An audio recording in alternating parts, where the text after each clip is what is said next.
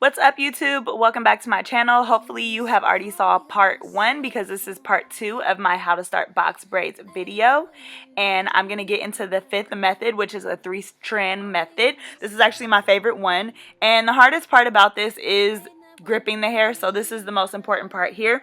You are going to separate your one strand of synthetic hair into 2. So you can see I have 2 sides, and you are going to wrap one around the other. You want to make sure that the strand that you are wrapping around is slightly smaller than the other side. So when you're pulling hair apart, make sure you pull not like evenly halfway. One of the strands that you pull apart needs to be smaller, and that smaller piece you will wrap around.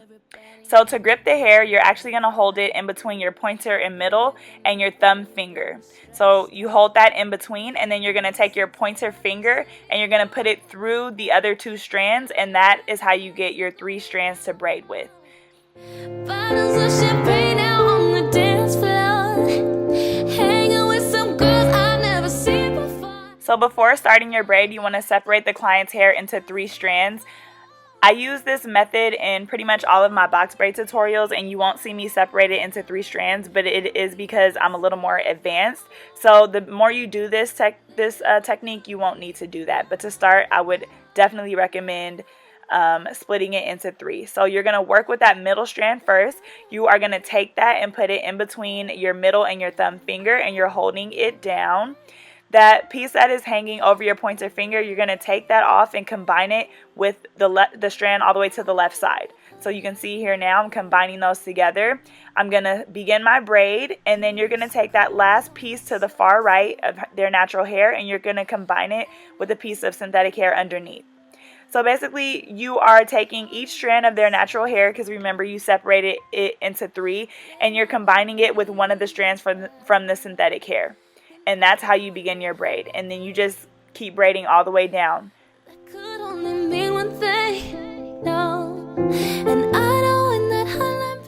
I love this method the most because it works for long and short hair, and it doesn't leave a super big knot at the top.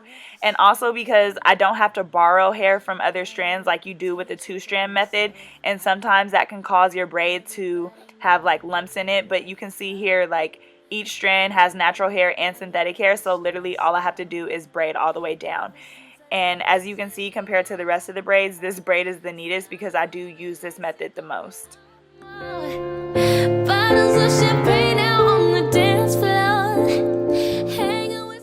Alright, so for the 6th method, this is also a 3-strand, but it's actually a grab.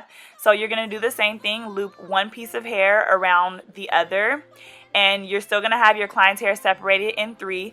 You're going to take that hair and you're going to match up each strand of synthetic hair with a piece of their real hair. So as you can see, I'm placing one strand of the synthetic over each strand of their natural hair. And then I'm just going to start braiding. So what I mean by 3-strand grab is you're literally making 3 strands with the synthetic hair, and then you're just grabbing their natural hair and putting it in. And I don't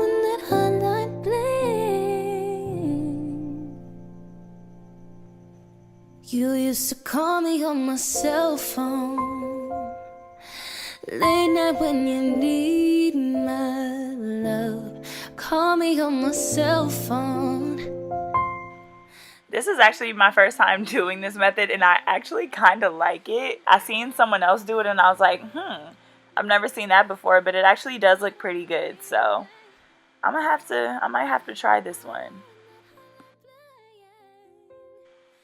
Guys, we have finally made it. We are at the 7th method, and this is the no knot method. And if you are familiar with feed-in braids, it's basically like a feed-in single. So you want to separate out some pieces of hair that you're going to be feeding in to the braid. And this is so you have no knot at the top, so you want this braid to look as natural as possible.